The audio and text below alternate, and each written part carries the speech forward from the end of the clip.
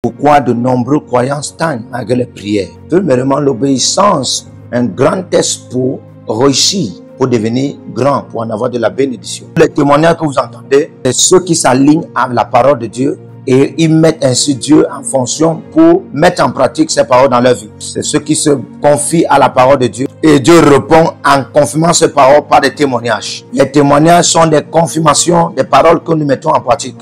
Aucun peut en avoir le prochain niveau, la prochaine dimension de la bénédiction sans toutefois passer par le test de l'obéissance. Personne ne peut expérimenter un certain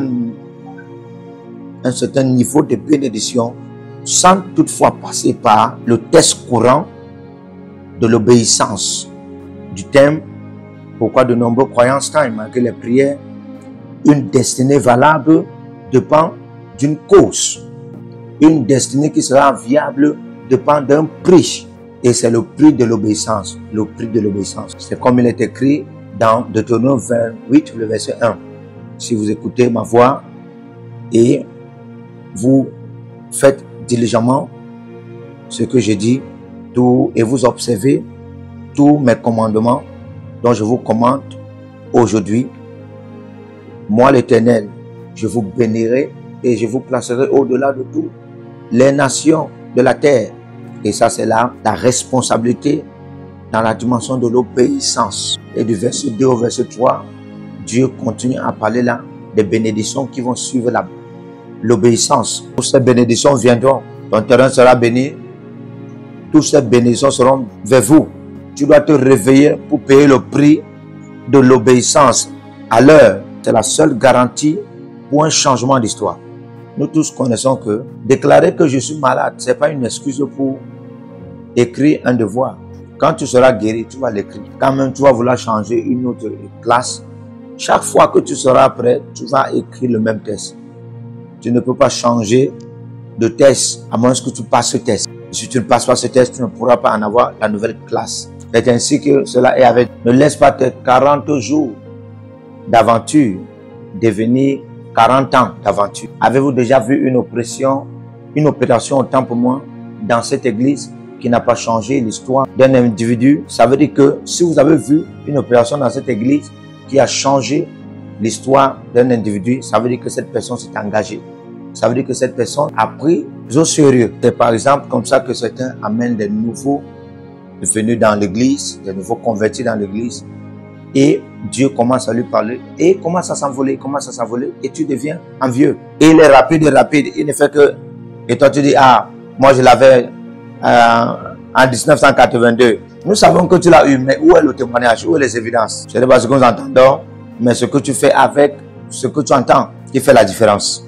Nous sommes à notre 3 mois de la saison du surnaturel. Et quelqu'un sera en train de dire, on a dit cela en 1980. En 1997. J'étais devant comme ça là quand on le disait. Mais rien n'a changé dans ma vie. C'est la même bouche que tu portes maintenant, que tu portais dans le passé.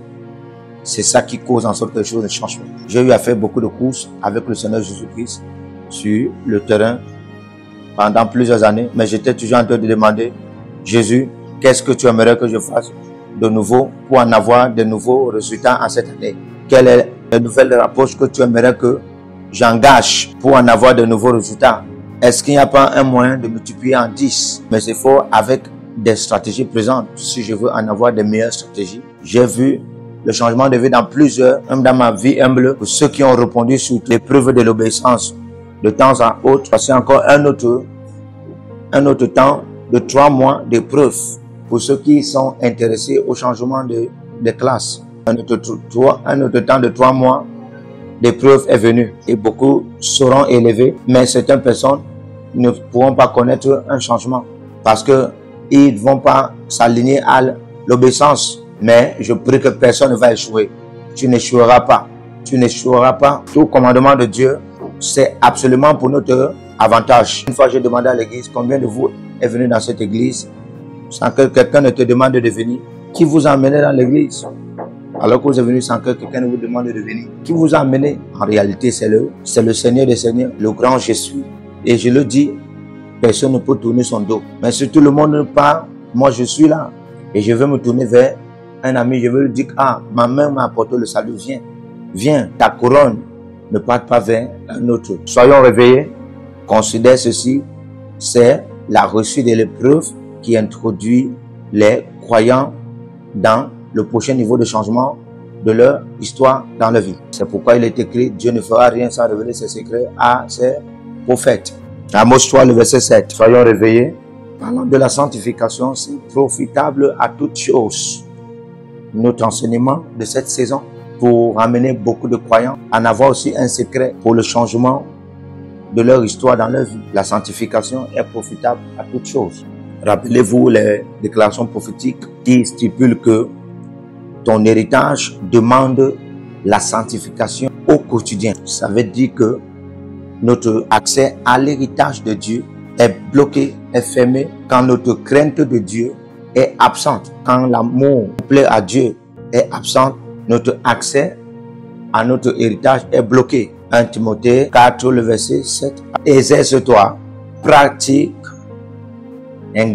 engage-toi dans les pratiques de la vie selon Dieu. Exerce-toi dans les pratiques de la vie selon Dieu.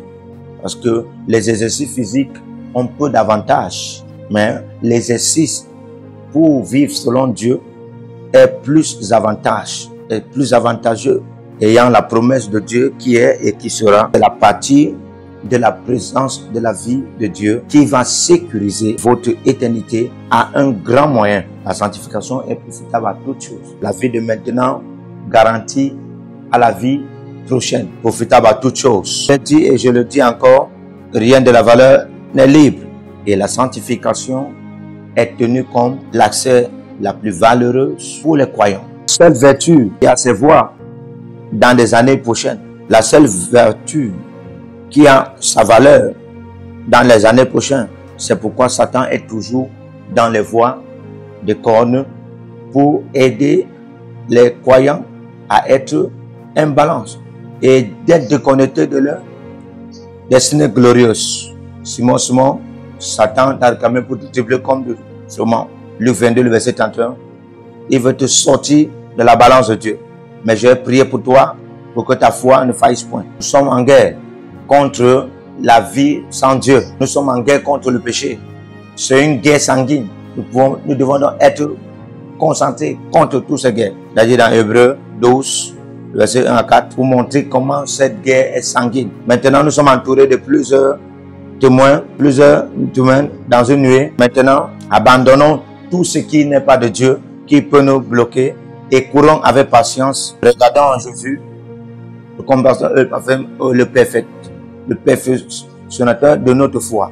Le verset 3 dit, considérez-le qui a enduré toutes sortes de guerres, toutes sortes de péchés, lui qui n'a point péché. Mais vous n'avez pas encore réussi jusqu'au sang. Le temps contre le péché.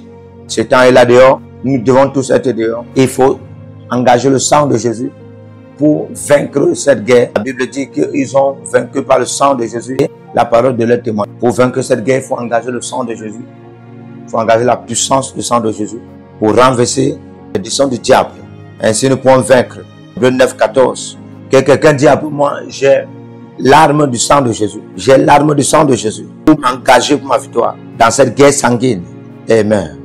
Pourquoi Dieu ne tient pas le passé contre nous? Et il va l'écrire, il va l'effacer quand nous allons vraiment nous repentir. Qu'un homme et qu'une femme ne peut être au-delà de la repentance. Il a dit à David, tu es l'homme, et il s'est repenti. Et Dieu l'a élevé. C'est une marche très délicate sur laquelle nous sommes. C'est pourquoi lisez Ézéchiel 18, verset 20 à 24. Le sang de Jésus, nettoie-moi, purifie mes pensées, purifie mes émotions, purifie le sang de Jésus. Et cela peut valer, cela peut submerger les forces de l'iniquité qui sont en train de œuvrer dans votre intellect, dans votre cœur. Et ce mystère est retrouvé dans les Écritures. Ce n'est nulle part autre. Seigneur, révèle-moi le mystère de ma domination sur le péché. L'on peut expérimenter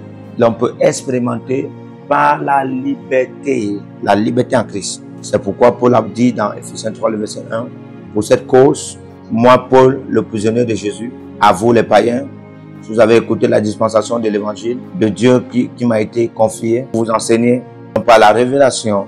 C'est seulement été fait connu les mystères.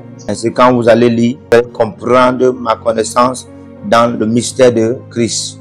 Quand vous allez lire, donc, nous avons accès à ce mystère par la parole de Dieu. Nous allons voir les avantages de la sanctification. La sanctification, parmi d'autres, provoquer la faveur divine. La sanctification provoque la faveur divine. La sanctification provoque la faveur divine. Genèse 39, verset 1 à 4. Et Joseph entra en Égypte. Potiphar, un officier de l'armée de Pharaon, un capitaine, l'a mené comme esclave dans sa maison. Et l'Éternel était avec lui. Est-ce que deux peuvent fonctionner ensemble sans toutefois s'accorder? Et la Bible dit, l'Éternel était avec Joseph. Et la prospérité l'accompagnant dans la maison de l'esclavage. Il a prospéré comme un esclave. C'est quelque chose qui est comme une métaphore. Parce que les esclaves n'ont pas d'utilité. Mais Joseph, lui, l'a prospéré. Et quand Potiphar a vu que Dieu était avec lui, il a fait de lui seigneur de toute sa maison, la faveur. Maintenant, par la méchanceté des méchants, il s'est retrouvé dans la prison. Parce qu'il n'a jamais commis. La faveur l'a suivi là-bas.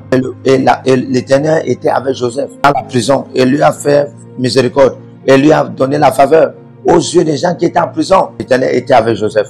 Et lui a fait faveur. Et le prince de la prison lui a confié toutes les responsabilités sur les prisons et les prisonniers. La faveur. Comment? L'Éternel était avec lui. Comment? Toi, Amos, deux peuvent fonctionner ensemble sans toutefois s'accorder. Où est la preuve? Genèse 42, le verset 18. La crainte de Dieu sécurise la présence divine qui va continuer à provoquer la faveur divine. Tu vas fonctionner dans ce règne, en cette période. Tu n'auras plus la sueur pour en avoir le résultat. La sanctification provoque le coulement de la faveur. Il est sorti de la prison et tout le monde s'est positionné sur lui. Il a dormi comme un prisonnier la nuit dernière et s'est levé comme le premier ministre. Il n'y a rien qui s'envole comme la faveur. Tu vas entrer dans ce vol. Nous allons tous entrer dans un vol que nous n'avons jamais eu. Fais de cela ton désir, ta passion. Commence à vivre une vie qui plaît à Dieu. Par tous les moyens, selon les Écritures, selon l'obéissance de tout ce que Dieu te dira de faire. Deuxièmement, la sanctification provoque la santé divine. Un homme en avait l'absence de la santé pendant 38 ans. Jésus l'a guéri en lui disant, va, ne pêche plus. À moins que quelque chose plus pire que ceci t'arrive encore. Jean 5, le verset 14. Il était là pendant 38 ans. Et Jésus lui disait, la racine de ce problème, c'était le péché. Et il lui disait maintenant, puisque tu pars, ne pêche plus. Sinon quelque chose plus pire que ceci en viendra encore. Il était là pendant 38 ans. Il perdait sa voix.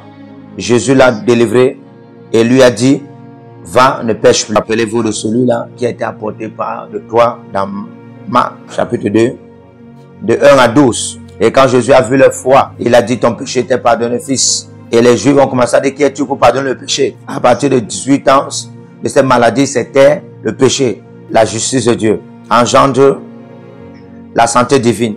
Au nom précieux de Jésus-Christ, la dernière maladie que tu as connue, c'est la dernière que tu aurais connue. La dernière maladie que tu as connue, c'est la dernière que tu aurais connue. La dernière attaque que tu as connue sur ta santé, c'est la dernière que tu aurais connue. Troisième, la sanctification provoque l'accès à l'esprit de l'excellence. La sanctification provoque l'accès à l'esprit de l'excellence. Daniel s'est dit en lui-même dans son cœur qu'il ne va pas se salir avec la nourriture du roi. Daniel 1, le verset 8 et Daniel 1, 17. Alors de ces trois, Dieu leur a donné la connaissance et le talent en tout savoir et la sagesse. Et Daniel pouvait en avoir la compréhension de tous les visions et les rêves. Que le Seigneur vous bénisse. Partout où vous êtes connectés au prophète Jérémie Naou, à la source de feu de Jéhovah Tabira. Donc si vous vous connectez par vos semences, vous allez puiser du feu, le feu dévorant. Donc connectez-vous maintenant partout où vous êtes. Au Togo, voici, nous avons le flux de Togo. Connectez-vous maintenant. Du Togo, connectez-vous et puisez le feu dans vos batailles. Vous êtes en Côte d'Ivoire, connectez-vous maintenant par MTN et libérez votre semence par Wave sur Flows ou comme sur MTN et puisez le feu dévorant du Saint-Esprit dans vos batailles. Au Gabon, maintenant prenez les contacts et libérez votre semence. Libérez votre semence maintenant. Connectez-vous et que toutes ces prières, toutes ces déclarations, tous ces enseignements deviennent maintenant votre héritage et siègent dans votre sang. siège dans votre sang et devient l'héritage de vos enfants. Partout où vous êtes, vous pouvez aussi libérer votre semence par Réa ou par MoneyGram. Et vous mettez le nom du prophète Jeremiah Nahum qui est là, sur la fiche, et vous mettez le pays, le Togo, et vous mettez mon contact, et vous verrez la gloire de Dieu. Et le Seigneur ne manquera pas de vous bénir. Et vous pouvez aussi vous inscrire à l'école prophétique Les Aigles en Action, à l'Institut biblique L'Aigle de la Révélation. Vous êtes un jeune pasteur, inscrivez-vous maintenant. Et vous voulez une section de délivrance personnelle, inscrivez-vous maintenant. Vous voulez une consultation prophétique personnelle ou VIP, inscrivez-vous maintenant. Vous avez quelqu'un qui a été malade et vous voulez que je prenne soin de la personne et que je prie pour la personne. Vous avez quelqu'un qui a une maladie qu'on ne comprend pas, inscrivez-vous maintenant et vous verrez la gloire de Dieu. Tous ces enseignements, ces prières sont à vous. C'est votre héritage. Utilisez-les, priez avec, partagez et vous verrez la gloire de notre Seigneur Jésus-Christ de Nazareth. Et n'oubliez jamais, avant de partir, libérez vos semences et écrivez, l'Éternel a parlé, l'Éternel a agi. Shalom.